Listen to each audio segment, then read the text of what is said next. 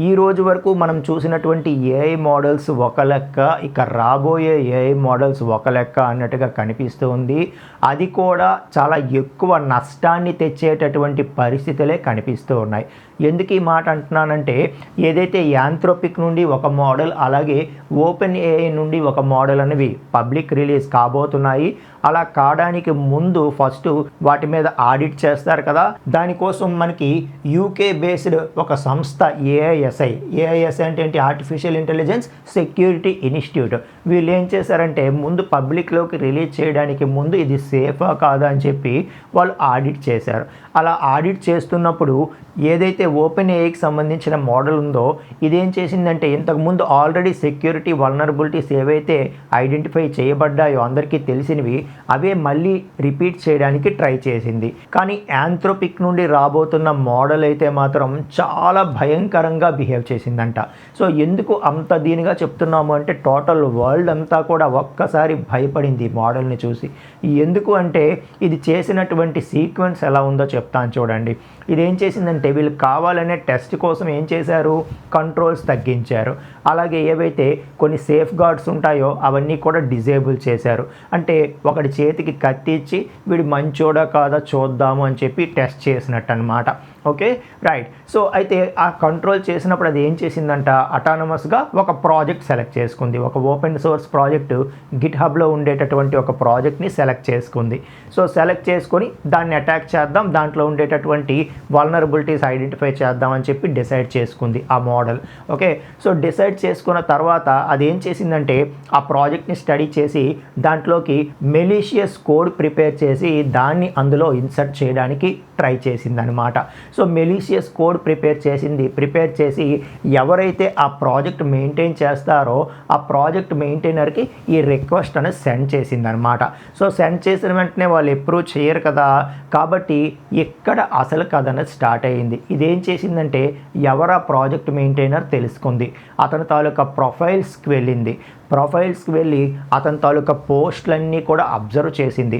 అతను ఎలాంటి వాడు, అతని బిహేవియర్ ఏంటి అన్నది ఒక ఎస్టిమేట్ చేసుకొని ఇప్పుడు ఏం చేసిందంటే, కొంతమంది రియల్ హ్యూమన్ తాలూకా ప్రొఫైల్స్ ఉండేలాగా ఫేక్ ప్రొఫైల్స్ క్రియేట్ చేసింది.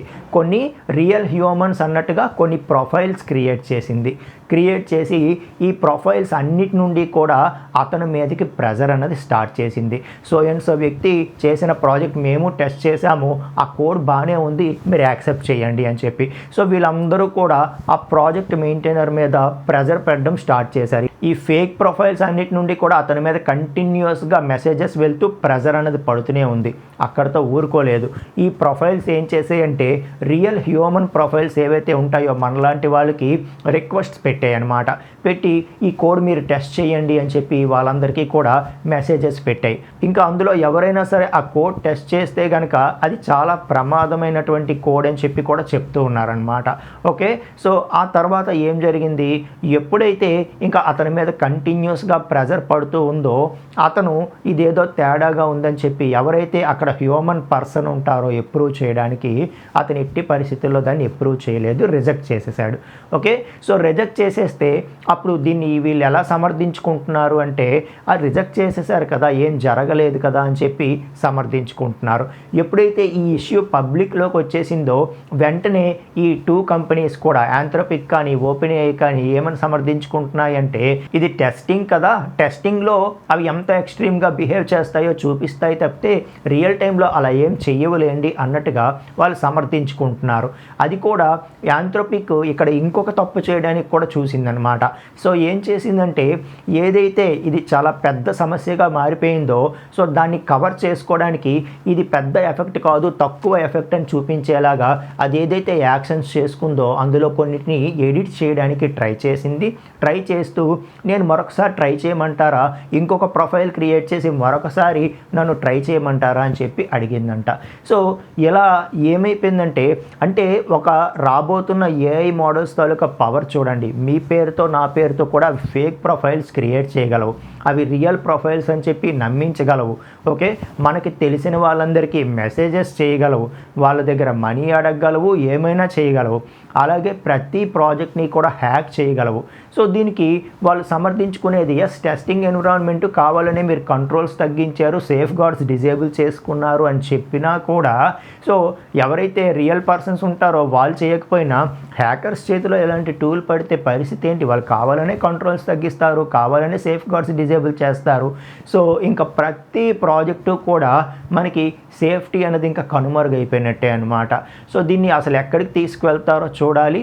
సో ఇంతవరకు ఉన్నది బాగానే ఉంది. ఏఐ మోడల్స్ ఏదో కాస్త హెల్ప్ చేస్తున్నాయి, కోడ్ ఆటోమేటిక్గా జనరేట్ చేస్తున్నాయి, రిపిటేటివ్ టాస్క్స్ ఏవైతే ఉంటున్నాయో వాటిని కాస్త సాల్వ్ చేస్తున్నాయి, ఫైన్. ఇక్కడతో ఆగితే బాగుండేది. సో ఇంకా ఏదో సాధిద్దామని చెప్పి నెక్స్ట్ చేస్తూ ఉంటే ఇక మీదట రాబోయేవన్నీ కూడా మనకి మంచి చేసేది కంటే చెడే ఎక్కువగా చేసేదిలాగా కనిపిస్తూ ఉన్నాయి. చూడాలి అసలు అంటే దీన్ని ఎంతవరకు అప్రూవ్ చేస్తారు, ఎంతవరకు అప్రూవ్ చేయరు, వీటి మీద కంట్రోల్ చేయడానికి అసలు ఏమైనా ఉంటుందా ఉండదా, లేకపోతే ఇది చాలా ప్రమాదాలు క్రియేట్ చేసేటటువంటి అవకాశాలు ఖచ్చితంగా కనిపిస్తూ ఉన్నాయి రానున్న రోజుల్లో. మీ ఒపీనియన్ ఏంటో కామెంట్ చేయండి.